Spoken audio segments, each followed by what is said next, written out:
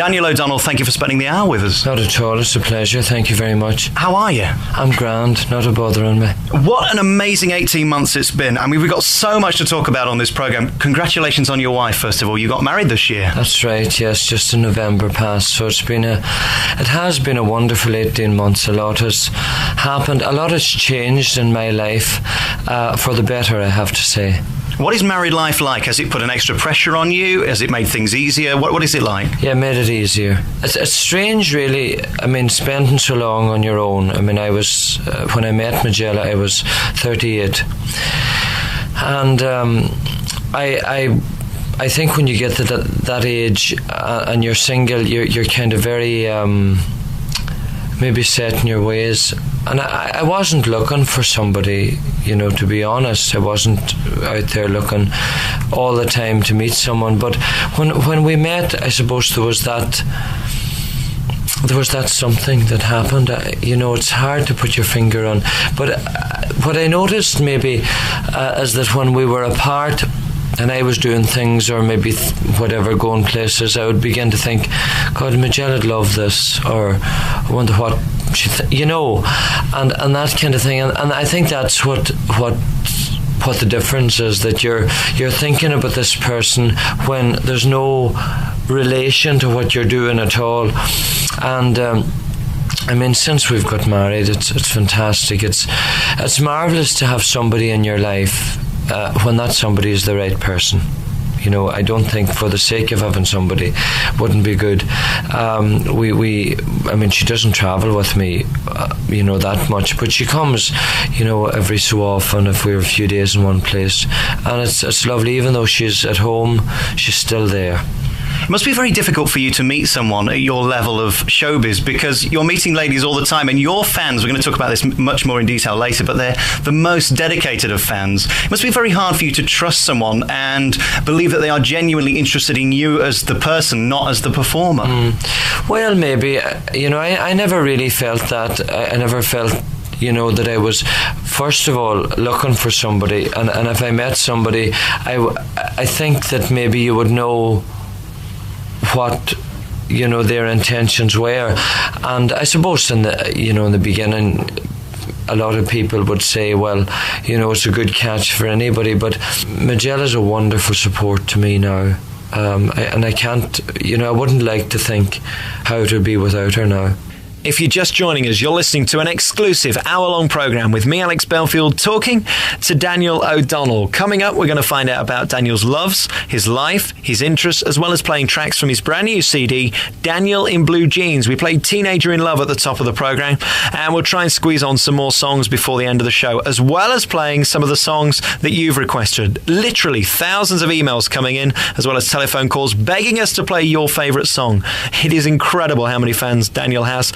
And we're here today with him, finding out about his career. And I'd like to talk to you, if I can now, about the start of your career, because very early on you released a record, which is A, quite unusual, and B, quite expensive, which I imagine was a huge obstacle to overcome, because in those days I know you didn't really have much money. No, not really. I mean, I had saved money up, and it took, I went in and recorded, first of all. I recorded I did 4 songs, although 2 of them were just used first of all, My Donegal Shore and Stand Beside Me. And both these songs turned out to be important, because Stand Beside Me is like the song I start the show with, always. And Donegal Shore got me the initial reaction at home on the radios and that. It cost £600 at that time to record it, and then it cost another £600 to get 1,000 records printed. Now, the record never went into the shops. I sold them. I sold, I suppose maybe about 2,000 I got. And I made enough money then to record another record. So it wasn't too bad. But I could never have imagined the importance of recording My Donegal Shore. And I wasn't the first to record it, other people had done it. But at that time there was a lot of pirate radios. The licenses hadn't been granted in Ireland. There was only, I suppose, RTE and a few more who had licenses, and maybe not even anymore, I can't remember. But there was a lot of pirate radios everywhere. every county, every area, and they played Donegal Shore starting, I suppose, maybe about 1985. Although I recorded in 83, about 1985 it really started to get a lot of airplay. Now I then had begun to record with Ritz Records, and they put Donegal Shore on that first album, The Two Sides of Daniel O'Donnell. It was called Our House is a Home was on it too, which again became very popular for us, and from there on, and my present band started in March 86, and at that time, I mean, before that, I didn't feel it was going anywhere, even though the album had been recorded with Ritz. I didn't seem or feel that there was anything happening, but there was. I just didn't realise it. I was maybe so involved in what I was doing. And in March 86, when the band started that's together now, the four of the people are still with me, or the four original members, should I say, are still there, and we added to that. It was instant. Who were the people who bought those original records? Oh, everybody, people that I knew, friends of mine. I would go places, sing. I remember going over to Scotland, to Glasgow, and I had friends there, and I went to the Irish Club on a Friday night and sung it there, and my friend Kathleen, she sold the records while I was, up singing, or maybe just after. Again, on the Saturday night in a place called the Squirrel Bar, which was up in the Barras, and Glasgow people or Scottish people will know where that is. And on the Sunday night in the Claddagh Club in Westmoreland Street. And out of that, the people in these three places asked me would I come back and sing, and I put a weekend together, and that was the first time ever I was advertised as Daniel O'Donnell. I think maybe it was about May time. That was 1983. But I sold the record to I used to go to Knock. I don't know if people know where Knock is, but it's a shrine to Our Lady. It's in Mayo, and there used to go a group of people every year from our village or the surrounding area, and I used to go with them, and I'd sing away. They'd have a mic on the bush, and I'd sing, just entertain and have a bit of fun. And I sold them to people there. I mean, people bought didn't even have record players. I mean, so I was supposed to be kind of an entrepreneur or a travelling salesman. In those days when you were selling those first records and you were first advertised, did you think you'd made it then, and that was probably as big as it was going to get, and you were happy with that? Did you ever dream that you would have the stardom that you have today? I mean, in those days, how did you perceive your career going? Well, I would have been happy if I had enough of that. If that was successful and I was able to do the clubs and I had a good enough audience, I would have been very happy, because my whole purpose was singing. That was what I wanted to do. That was what was important. I could never have imagined how things would turn out. And it happened gradually. It just went on, and then, as I said, in 86, when the band started, then it took a real jolt into forward. Everywhere we went, we were still doing the clubs, but everywhere we went was busy. There was people, everything was kind of sold out, and then it went on to the concerts, and from that there was never a time that we looked back. What do you think it was then? Do you think in those days, as you have now, that connection with your audience that is incredible, that most performers don't have, that they just immediately are endeared to you? There's something you have, isn't there, to an audience that grasps them and brings them into your way of thinking. Did you have it then? Well, I don't know, and I suppose even yet I wouldn't be able to tell you what I have, if there is anything that I have, other than a love for what I'm doing. I like people.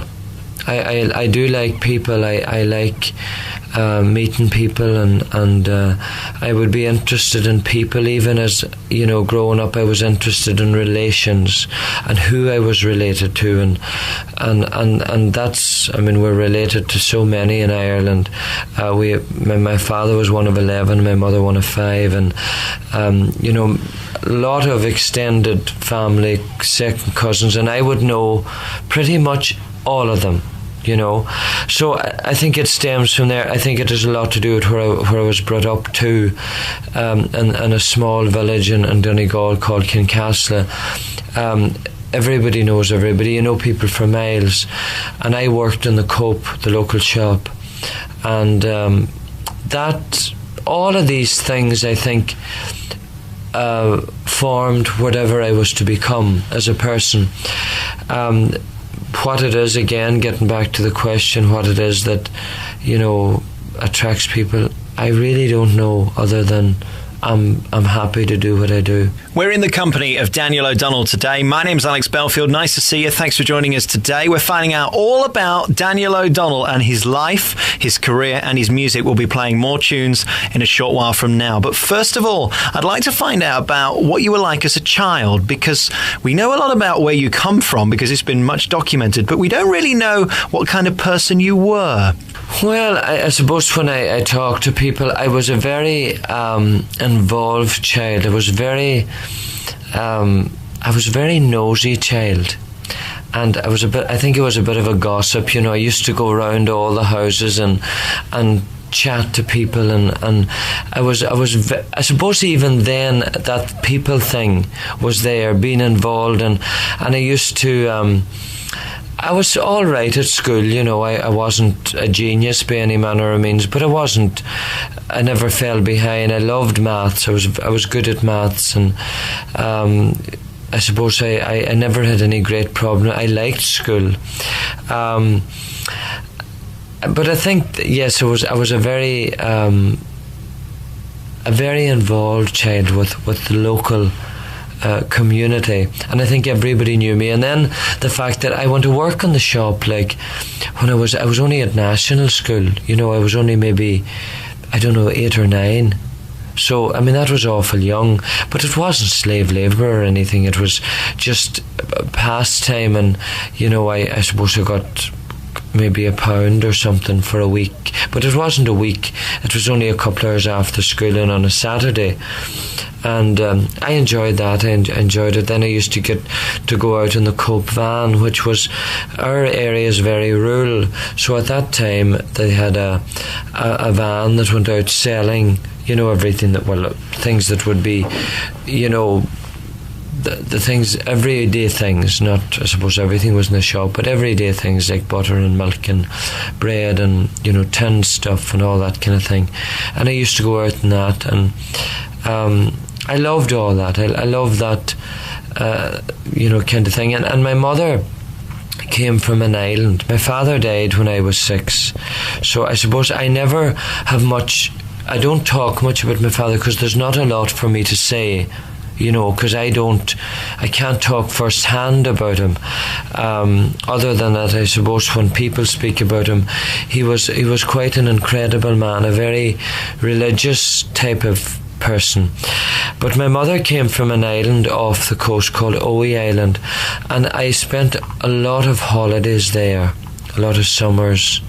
My grandmother lived there, and my uncle and his wife and their family, they all lived together on the island, and that, I suppose, was fantastic too. It was a totally different life to what we had on the mainland, although I suppose our life wasn't, you know, anything like a city. It was very quiet too, but the island people were very united. They were very strong, very resilient people, self-sufficient, I suppose. They fished, that was their main diet. Meat on a Sunday, chicken on a Sunday, that was the way it was.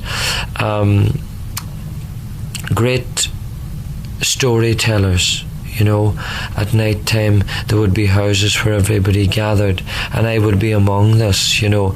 They're telling an awful lot of ghost stories. I used to be scared stiff going back home, like to my grandmother's, because there was no lights or nothing. There was no electricity on the island, so you were kind of running along these wee narrow paths. Always there was somebody behind you. There was never anybody behind you, but you always felt there was somebody running after you after all these ghost stories, and like you were dying to hear them, like, but dying for the fear of them after. So it was a very, it was lovely. I remember, sitting over the school, and the school was everything. It was a school in the daytime. It was where they danced at night. It was, if they had a party, it was where the party was held. It was a meeting place on a good summer's evening. The young people would gather there, and they'd have sing songs, and outside the school, I can still see the steps. There was 3 or 4 steps, and it looked out on the water, and the mainland was across, and just lovely memories, So my childhood was, it sounds probably idyllic, and maybe it probably was. Losing your father at 6 must have been very difficult. Do you still have memories now of your father? I presume you can remember your father at that age. Well, I can remember him kind of. I don't really remember a lot about him. He used to work in Scotland on farms and things, and labouring and all that sort of stuff. And I remember more his going away and coming back. I don't remember him being there that much, He was obviously there, but I was very small. So I can't really relate. I remember more of his death than his life, because it's probably it was the only traumatic thing, or the first traumatic thing that I experienced, and maybe I was aware of it more, of the trauma within the family more than my trauma. Do you think, therefore, that having so many people around you, you said that you were a people person and you knew everybody in the community, that was of a great help to you at that time and later on in life as well? Well, I think so. And we had a lot of relations, who were around. My father had 2 brothers who lived quite close. The majority of his family lived in Scotland. He had 2 sisters and a brother in Edinburgh and 2 in Perth. So I have a lot of relations in the area of these 2 cities. My mother was very strong, always. She was very... I suppose a very, very stable woman, and a great guiding force for all of us, very, always telling us to be aware of things, and, just trying to steer you on the right path. Was she very enabling and positive in terms of your career and singing? Did she always want you to do what you dreamed of and be social, which was obviously clearly something that you were good at? Well, she'd always encourage me, to sing if we were out, or if people came into the house, she would get me to sing for them. So from that point of view, yes, she was. When I decided to have the career in music, there was never any opposition. Maybe the fact that Margot, as people call her in the music business, was singing, it wasn't so alien to our family, but maybe for another family it was a very strange thing to do. But no, there was never any resistance or saying, no, don't do that. I left college. I was 19. I was doing a business studies course in Galway, but I wasn't happy. I was drawn to this all the time. So that's how it started. We're going to talk about your sister in a moment from now, because she was the one that gave you your first touch of fame, really, didn't she? She kind of was the person that first allowed you on stage, and was the professional in the family, really. We'll find out about your sister in a moment from now. Let's take another piece of music. What can we play now? Well, I suppose I maybe skip a lot. I Want to Dance With You was the first song that got into the pop charts. That was in 1992. And now we had albums had been in prior to that, and the albums after I Need You got into the charts first, and then the 2 Sides went in after, which was the first album, and all the other albums debuted at number 1 on the country charts. And we had a number then, I think From the Heart was the first to get into the pop charts. That was 87, but this was the first single. And it was a great thrill, it was a great excitement. That year, the football in Ireland, which would be Gaelic football, Donegal, they were in the All-Ireland final. They won the All-Ireland final, and this was all around the same time. I Want to Dance With You was in the charts, and it was like a whole thing that to Donegal things were good, the football, and I was in the charts in the UK. And you mentioned there that this was the first song that made it onto Top of the Pops. This was the first pop song. And that's something else I'm interested by. You've kind of moved the boundaries, haven't you, of what you are? Because you're from Ireland, so are you folk, or are you pop, or are you country? You cross so many boundaries, don't you? I don't think that there really is a category that I could fall into and sit in it, you know. And that's difficult in the music business. It's certainly difficult from a marketing point of view for a record company. You know, where is this singer, you know, and I suppose maybe we're noticing it in the States, you know, because they do like to have a place to put you on the shelf. And I don't know where my shelf would be. But yes, I started out singing Irish and country songs. I Want to Dance With You as a country song, I suppose, but it's not really. It's kind of you know, an easy listening type of song. And it got into the pop charts. And then after that, many songs got into the charts. You know, was that great confirmation for you that you'd made it? I mean, was it important to you that you eventually had a pop song, or were you happy just being hugely successful touring and being a star in the clubs? I think anybody that would say they didn't want a chart record would be telling a lie. You know, there's no point in anybody saying, well, it's not important. Of course it is, and even yet, it's still important to get in there, even though it's more difficult now, because it's more difficult to get radio play with the type of music I do, and that's just the way it is. I mean, I don't get into a whole, you know, hassle about it, you know, because I'm not... It's not stopping me doing what I'm doing, but it would be lovely if there was more radio play for our type of music. But yes, it's still important, and we still get there when we release singles. They still get into the charts. You may only stay a few weeks, but they still get in there. There's still a lot of people who go out and buy the records, and like when we release albums, the albums generally get high up in the charts. We're going to find out about your loves and hates in a moment from now, but I want to talk about how you pick a song, because there must be an immense pressure on you to pick the right song and not a bad song, because your audience will tell you, I'm sure, they will write in and tell you if they don't like it. How much time do you actually spend choosing each song that you put into the show and into the albums? Well, I know when I hear a song if I love it, and I know when I sing it, and that's the only thing. It's as simple as that. You either love it or hate it. Yes, I have to love the song. I love singing every song that I sing. My next question then has to be, what is in that song to make you love it, or what is in the song that will make you not love it?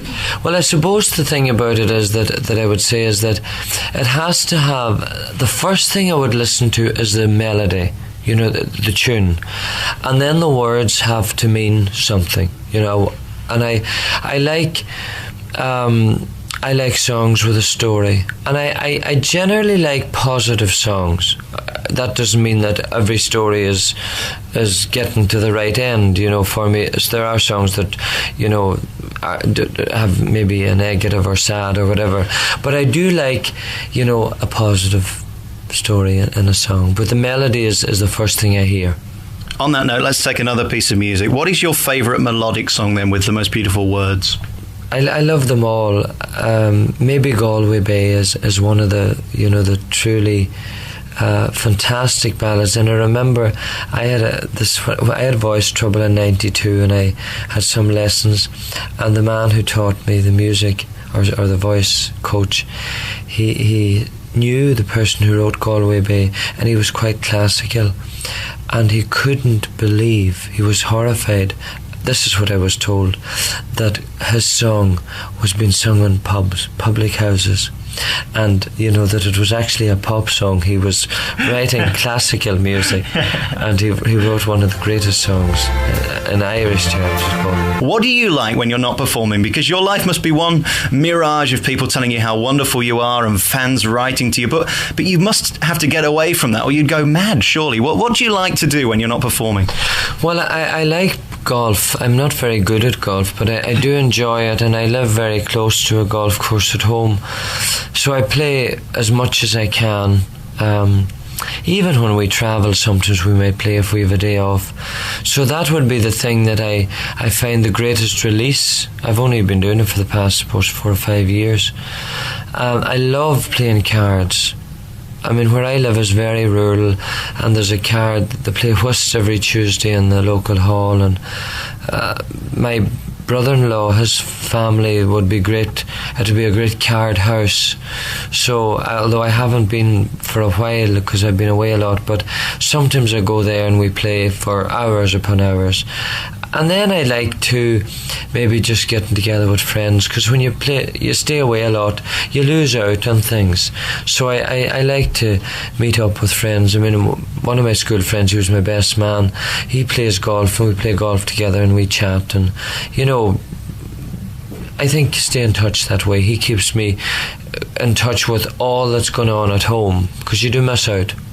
How difficult is it being you? And I know that sounds like a silly question, but really, I've never seen a performer with such dedicated, I don't mean obsessive in a negative way, I mean that in a positive way. Fans that will literally camp outside of theatres 3 days before tickets go on sale so that they get the front row. Fans don't normally do that. So that means wherever you go, you must be recognised, and there's no privacy anywhere almost, is there? How do you keep balanced with that? I mean, don't you mind? Well, I think the one thing that's a positive for me is the fact that I meet people after shows. So, therefore, I'm not somebody that people doesn't meet if they want to meet me. You know, if people come to the show and they really want to wait and say hello, that opportunity is there. And I think those even who don't do it know that they could if they wanted to, or if they were able to. So, that leaves me freer when I'm out.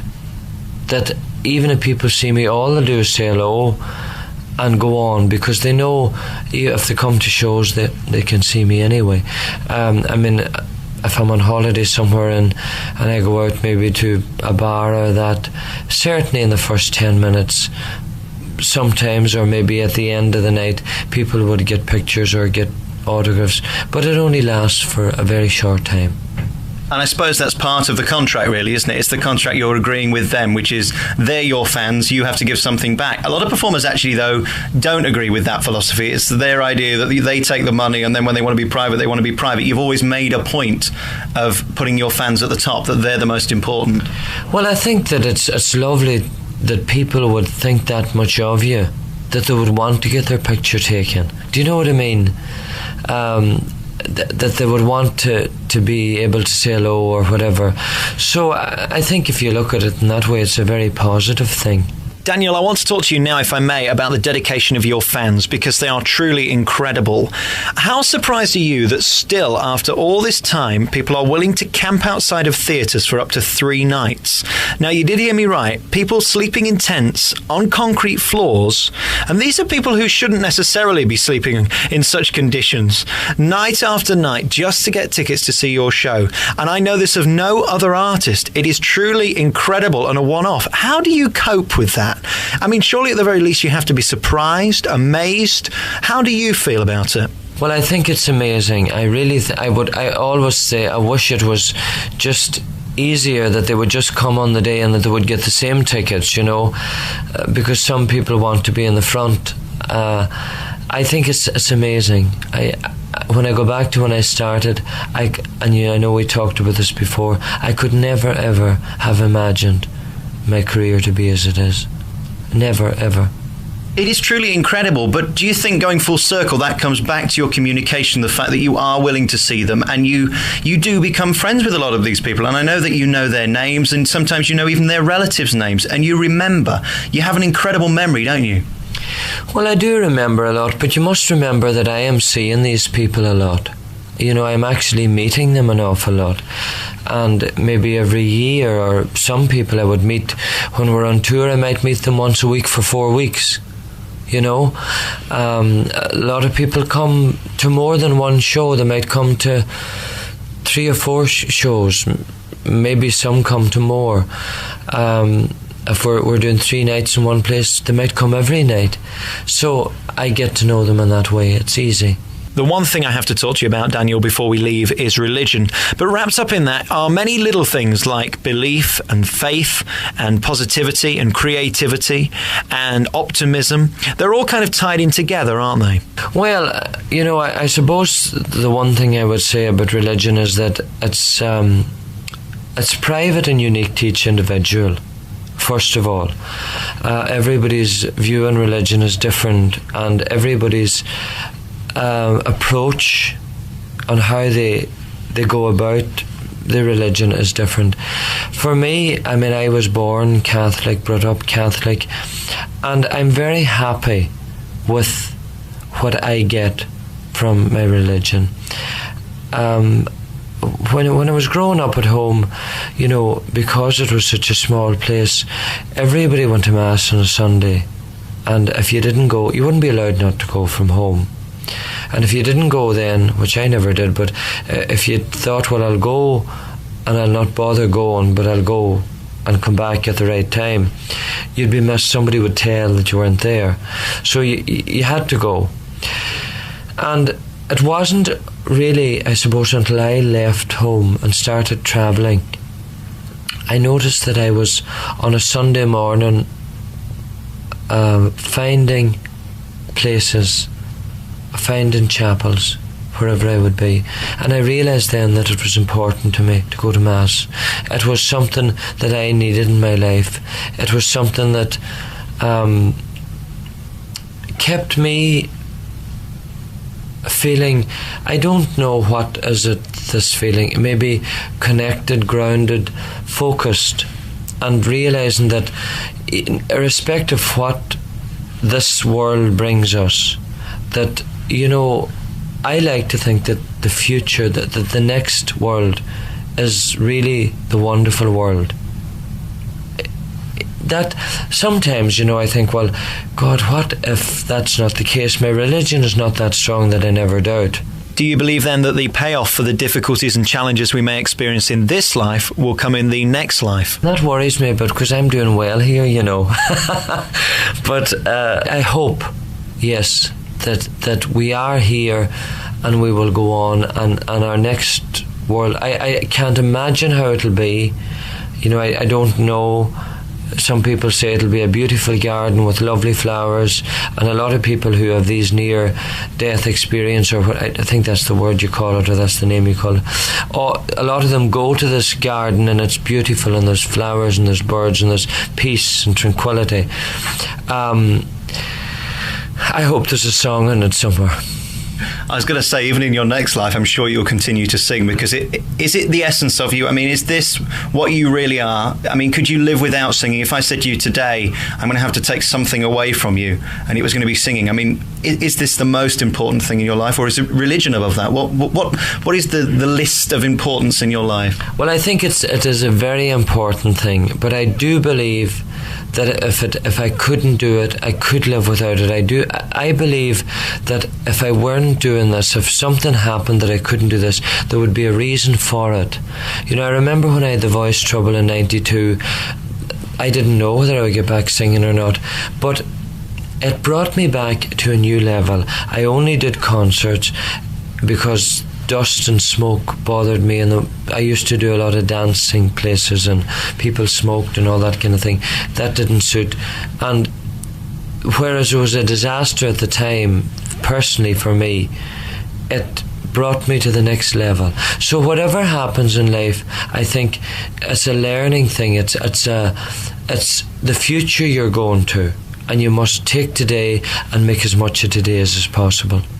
I thank you for talking to us today, because I know this puts pressure on your voice, and I was wondering what kind of pressure is on you day by day that your voice may go, because you may be performing this evening in front of 10,000 people, or tomorrow in front of 20,000 people. Do you worry about that, or can you not allow yourself to worry about it? Well, I do still get hoarse by times, you know. I do have, I'm not in the way that I never have any voice trouble, but I don't have huge trouble. Now I exercise my voice a lot. Not for recently, you know, in the past while I've been doing this, although I was told to do it 10 years ago. But I've got really into doing it now, and on the day of a show I would spend, I suppose, anything from a half an hour onwards, you know, not more than an hour, but around maybe a half an hour, doing exercises that would help me to get my voice warmed up. So I focus a lot on it. I try not to do anything other than the shows. When I'm a day of a show, I mean, prior to this I used to do loads of things, visiting here and there, and I found that I couldn't do that, and that's something that I would like to be able to do, but I can't. So I focus totally on the show. Is physical exercise a lot to do with it as well, and being fit in yourself? I don't do a thing. I don't exercise at all. But you look so trim. How do you do it then? What is it? I try to eat kind of, well enough. I go through periods when I'm a disaster and I eat chocolate, which is not good for, singing, mucusy things and all that sort of creates, I can't remember the word, but anyway, your nose gets all blocked and everything. Dairy products are not good, and I love ice cream, and I love Chinese food, and all these things that just blow me to wherever. And then I get into the regime, and I get, I carry a box of Rice Krispies, and I get tins of fruit, and I eat them in the morning, and I'm great for a while. And then when I'm great for a while, I think, oh, to hell with this, and I go to town on all the things I shouldn't. So I do vary a little bit in weight. I go from maybe 11 and a half to 12 and a half stones, and maybe head towards 13, and then it's disaster altogether. Before we go, we do need to talk about your success in America, because it seems that whether you perform in Bombay or Morecambe Bay, the audiences react the same. And you've only recently been focusing on America, and they just love you like they do over here. It's incredible, isn't it? Yeah, the people who enjoy what I do seem to be very, very, that they want everything. They want all the albums, and they want to hear all the songs that I've sung, and they want to come to the shows. It's the same in New Zealand and Australia. Where we go every couple of years. I suppose I'm very lucky, that I'm doing something I really enjoy. I never think, oh God, I don't have to go there, or I don't have to do that. I never ever think that, ever. Do you have to say no, though, because you could be touring every day of the year and still not do enough shows? I mean, there must come a point where you have to say, okay, we're only going to do one night here, one night there, because you could do 3 or 4 nights in every city in the UK. I mean, there's no end to it, really, is there? Well, yes, we did start to cut down, and really and truly, I suppose, my manager was very intent on breaking the American market. He felt that there was a huge market there for us, or for me. I would have been content without it, if you can understand. Now, I'm not disappointed with it. I love the fact that I'm getting the opportunity, and it's fantastic. Now I'm just looking so forward to it. But we had sort of decided that we would take a lot more time off. Now that has gone astray. Now the time that we had planned to take off, a lot of it is going to go in these States for the next few years anyway, but that's fine. But in the future, I think that I would like to maybe narrow it down, that I would have more time off and do less shows everywhere. That's only because, I think as you get older, I'm not old, but you do notice that it's, you need more time for yourself. And of course the wife, I mean, she won't want you jetting off here and everywhere. She'll want some time with you as well, won't she? I know she will, but I mean, I think that the one thing that she would be adamant about is that she knows what I do. She knew what I did when we met, and that she doesn't want to change that at all. And if any changes are there, it's going to be down to me. The one last thing that I need to talk to you about after the charity is the MBE. Now, this must have been one of the greatest accolades in your life. You got the MBE for services to music and charity. Now, last year you raised £2 million for the Romanian Challenge Appeal. The two things really go hand in hand. We know about the music, we've talked about that, but you also have a huge insight and passion for charity and raising money, don't you? Well, I suppose I feel that I have a wonderful platform, to help raise money. Now, the Romanian Challenge Appeal, I got involved in 98, and since that there's been £2 million raised, and that's fantastic. And again, that's down to the general public. Certainly there's some things that I have done. I released an album, and some of the money I've earned and various things has gone to the charity, but the majority has been raised by the general public, having functions, sending donations, small, large, whatever. So the real clap on the back is due to them. It's fantastic for me to have been involved with the charity. I never got involved in a long term for anything. I still do an odd thing for other charities, you know, just one night functions myself, and sometimes myself and one of the band, the guitarist, goes and just sing songs, because it's too expensive to bring everybody, and we maybe go to small theatres, maybe a couple a year, and raise anything from, you know, 5,000 to 10,000 for a charity.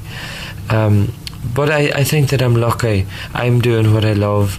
I have a lovely life. I have, you know, more than I could ever have asked for, and to be able to give something back, and this is what the Romanian Challenge Appeal has done for me. It's not hard to talk when you see what you're talking about. I've seen firsthand, first of all, the conditions where the children lived in the orphanage that the charity works in Romania. I've seen what they do. I've seen the progress, the continuing progress that they're doing. So it's good for me to be involved. And the MBE, how did you feel receiving that? Well, it was lovely. I mean, I never thought that the like of that would happen. It never even crossed my mind. And to know that, you know, that what you're doing is appreciated, and this was spurned on really by the general public, because many of them who come to the shows had written to the Queen, not in a collective way but individually, talking about, you know, coming to the shows, about what music has meant to them, that I have sung, what the shows have done, maybe at times in their lives when things were difficult, the music and coming to the shows helped them, and just requested that maybe she consider me for the honours list, and this is how it happened. So fantastic. I mean, it's just amazing that I would get anything like this, and to be, I suppose, am I a titled person? I really don't know. Is that what I am? I have letters anyway after my name if I choose to use them, although being Irish, it's an honorary MB, so it doesn't hold as much clout. Now in America they don't know that. They love all these things with MBs and you know, lords and ladies, and they love the royalty. I have one final question, though, before I finish. We have literally had tens of thousands of emails and phone calls wanting to know, are there going to be any more little Daniel O'Donnells in the near future? Well, that's all in God's hands.